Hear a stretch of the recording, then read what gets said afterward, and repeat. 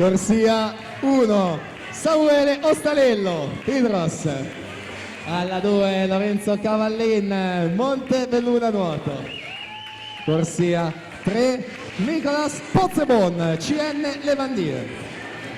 Alla 4 Pietro Spano, Rarinantes Venezia. Corsia 5 Andrea Tanzi, Ginnasio Pordenone. Alla 6 Leonardo Limido, Team Veneto. 7 Mirko Massola, Osi Laura Vicuna. Alla 8 Emanuele Cosimato, Rinascita Team Romano.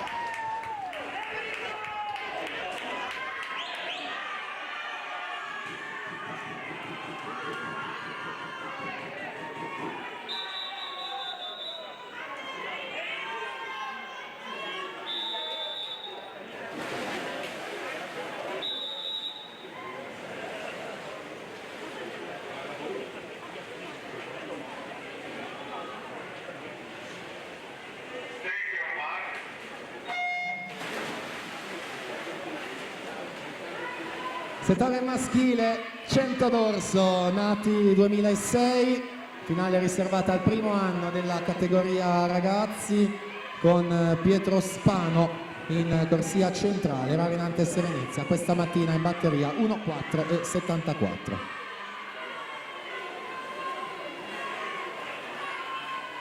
Mirko Massola in 7, Osi Laura Vicuna, Spano abbiamo detto alla 4, sono loro due nelle prime 3 posizioni, Spano 31,41, Massola terzo 31,67, nel mezzo c'è Andrea Tanzi secondo con 31,58, proprio quest'ultimo Ginnasium Pordenone si avvicina sempre più a Pietro Spano, quindi probabilmente saranno loro a contendersi la vittoria. Tanzi alla 5, Spano alla 4, Limido che risale anche in corsia numero 6, la vittoria Pietro Spano in 1,04 e 23 e poi ottima rimonta nel finale che per un centesimo gli vale la posizione 2, Leonardo Limido 1,4 e 54 che tocca davanti ad Andrea Tanzi 1,4 55.